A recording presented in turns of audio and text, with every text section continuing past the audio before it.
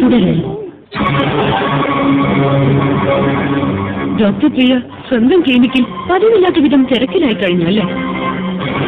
അതുകൊണ്ട് കാത്തിരിക്കുന്നു കരുതി. കഥ തുറക്കൂ. കുറെ സമയമായി പുറത്തിരിക്കുന്നു. നമുക്ക് അകത്തേക്ക് പോവാം.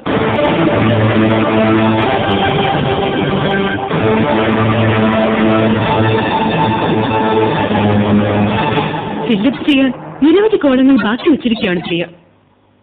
അതൊന്ന് ഫിൽ ചെയ്തെത്താൻ സാധ്യമാണ് വീണ്ടുമുള്ള ഈ വരവ്. പിന്നെ നിരന്തരം വേട്ടയാടാനുള്ള പുറത്താണോ? ഇതൊരു വേട്ടയാടലാണെന്ന് വെറുതെ കരുതുകയാണ് നിങ്ങൾ. ഒരുപക്ഷെ ഇതൊരു രക്ഷപ്പെടുത്തലാണ്.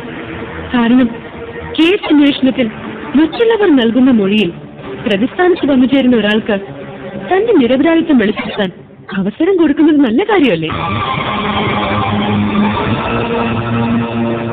അതിനുള്ള അവസരമാണ് ഞാൻ നൽകുന്നത്.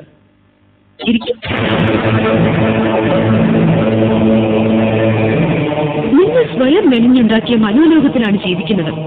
പക്ഷെ പുറത്തെല്ലാം നിരീക്ഷിക്കുന്ന ഒരു സമൂഹമുണ്ട്.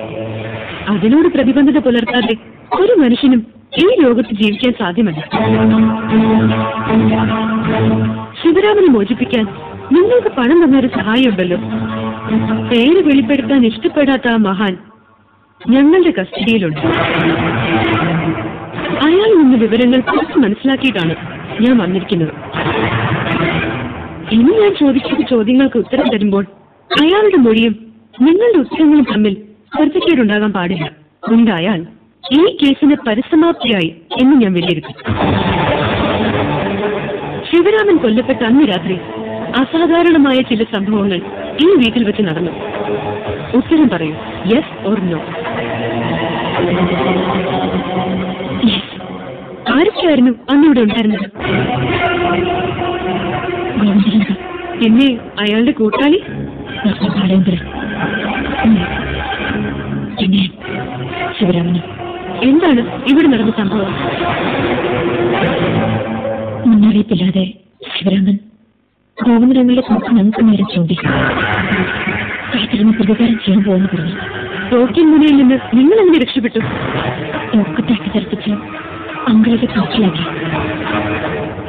എന്നിട്ട് ശിവരാമൻ ഇവിടുന്ന് പറഞ്ഞു വിട്ടു. എന്നിട്ട് അയാൾ പോയി മരണത്തിൽ കീഴടങ്ങി. അതെ,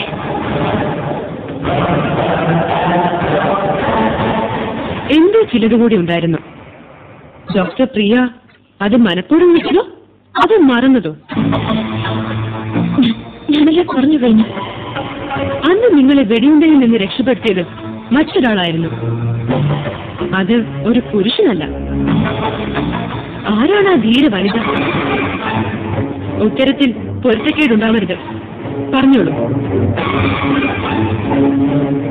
ഭവാനി മേഡം, അന്ന് തോക്കിൽ നിന്ന് തുടരെ 3 ബുള്ളറ്റുകൾ ചീറിപ്പോയി. ആരാണ് വെടിയുതിർത്തത്? ആർക്കെതിരെ? ഇനി മൗനം പാലിച്ചു നിൽക്കുന്നതിൽ യാതൊരു അർത്ഥവുമില്ല ഡോക്ടർ. ഈ ചോദ്യത്തിന് ഉത്തരം നിങ്ങൾ പറഞ്ഞേ മതിയാവും. തുടരുന്നു.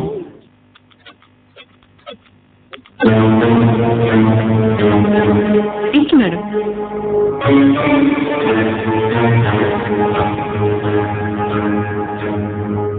എന്താണ് മാഡം വിസിറ്റിംഗ് പർപ്പസ്? ഇൻവെസ്റ്റിഗേറ്ററെ ഒന്ന് കാണാമെന്ന് വെച്ച് വന്നതാ. Thanks madam. വിലപ്പെട്ട എന്തെങ്കിലും തെളിവുകളുമായിട്ടായിരിക്കും മാഡത്തിന്റെ ഈ വരവെന്ന് ഞാൻ ഊഹിക്കുന്നു. കേസന്വേഷണം ഉടൻ വരെയായി വളരെയധികം പുരോഗമിച്ചു കഴിഞ്ഞു.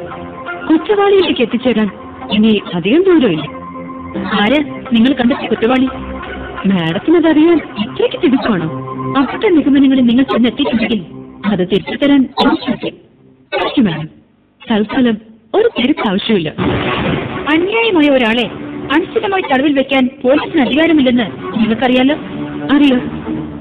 കുറ്റവാളിയാണെങ്കിൽ കസ്റ്റഡിയിലെടുത്ത് 24 മണിക്കൂറിനുള്ളിൽ അറസ്റ്റ് ചെയ്ത് കുറ്റപത്രം തയ്യാറാക്കി കോടതിയിൽ ഹാജരാക്കണം. അതറിയാമോ? ഞാൻ ഈ നിയമങ്ങളൊക്കെ പഠിച്ചു വെച്ചല്ലേ. എനിക്ക് എക്സ്പീരിയൻസ് കുറവാണല്ലോ. ഇത്രയും ദിവസമായിട്ടും ഗോവിന്ദിനെ തടങ്കലിൽ വെച്ചിരിക്കുന്നത് എന്തടിസ്ഥാനത്തിലാണ്? ഞാൻ ആരെയും തടങ്കലിൽ വെച്ചിട്ടൊന്നുമില്ല. എന്റെ അടുത്ത് വെളുത്തെടുക്കരുത്. ഞാനും ഈ കാട്ടി കുളിച്ചാണ് ജോലി ചെയ്യുന്നവരാ. പേര് പറയാലോ, മാഡത്തിനെ കാക്കി ഒട്ടും ചേർച്ചയില്ല. ചേർത്ത് നോക്കാൻ നിങ്ങൾ ആരാ? ഞാൻ കോസ്റ്റ്യൂം ഡിസൈനിങ് കൂടി പഠിച്ചിട്ടുള്ളതുകൊണ്ട് പറഞ്ഞത്. അതിവിടെ ഒരു അധിക യോഗ്യതയൊന്നുമല്ല. ഒരു കോസ്റ്റ്യൂം ഡിസൈനിങ്. ഒരു കാര്യം ഞാൻ പറഞ്ഞേക്കാം, നിങ്ങൾ കസ്റ്റഡിയിലെടുത്ത് അജ്ഞാത കേന്ദ്രത്തിൽ പാർപ്പിച്ചിരിക്കുന്ന ഗോവിന്ദനെ പുറത്തുവിടണം. അത് ന്യായമായ ആവശ്യമാണ്. ബിസിനസ് പാർട്ട്ണറുമായി ഒരു വിധത്തിലും ബന്ധപ്പെടാൻ പറ്റാത്തതിന്റെ വേവലാതിയും മാഡത്തിന്റെ മുഖത്ത് എഴുതി വെച്ചിട്ടുണ്ട്. ധൈര്യമുണ്ടെങ്കിൽ ഗോവിന്ദനെ കൊലക്കുറ്റി ചുമത്തി അറസ്റ്റ് ചെയ്ത് കോടതിയിൽ ഹാജരാക്കുക. എന്റെ ധൈര്യം അവിടെ നിൽക്കട്ടെ. ഗോവിന്ദനെ അറസ്റ്റ് ചെയ്ത് കോടതിയിൽ എത്തിക്കണമെന്ന് മാഡത്തിന് അത്രയ്ക്ക് നിർബന്ധമാണെങ്കിൽ ഞാനിത് ചെയ്യാം. എന്താ? ADGPയുടെ രേഖാമൂലമുള്ളൊരു നിർദ്ദേശം മാഡം കൊണ്ടുവന്ന് തന്നാൽ ആ നിമിഷം ഞാനത് ചെയ്തേക്കാം. എന്താ, പറ്റുമോ? നിങ്ങളെന്താ എന്നെ പരിഹസിക്കാണ്? ഈ കേസ് അന്വേഷിക്കുന്നത് ഞാനാണ്. ADGPയാണ് എന്നെ അതിന് നിയോഗിച്ചിരിക്കുന്നത്. ADGPക്ക് വിശദീകരണം നൽകേണ്ടതും സമാധാനം ബോധിപ്പിക്കേണ്ടതും ഞാനാണ്. അങ്ങനെ ഒരു ചട്ടമുണ്ടെന്ന് മാഡത്തിന് അറിയാതില്ലല്ലോ. എക്സ്പീരിയൻസ് ഹാൻഡല്ലേ. വന്ന് കയറിയപ്പോ തന്നെ പ്രവർത്തന രീതി ഇതാണെങ്കിൽ ഏറെയൊന്നും മുന്നോട്ട് പോകേണ്ടി വരില്ല. കൃത്യനിർവഹണത്തിൽ അനാവശ്യമായി ഇടപെടാൻ വരുന്നത് IPS ആണെങ്കിലും അനുസരിക്കാൻ ഞാൻ ബാധിച്ചതല്ല. അവരോട് എനിക്ക് ഉച്ചവും പരിഹാസവുമാണ്. ഒരു കാര്യം കൂടി അങ്ങ് വെളിപ്പെടുത്തിയേക്കാം. ഭവാനി IPSഉം ഗോവിന്ദനും കൂട്ടാളികളും ചേർന്നുള്ള അവയുടെ കൂട്ടുകെട്ടിന്റെ ശക്തമായ തെളിവുകൾ എനിക്ക് കിട്ടിയിട്ടുണ്ട്. അതുകൊണ്ട് കുറച്ചധികം ജാഗ്രത പുലർത്തിക്കോളൂ മാഡം.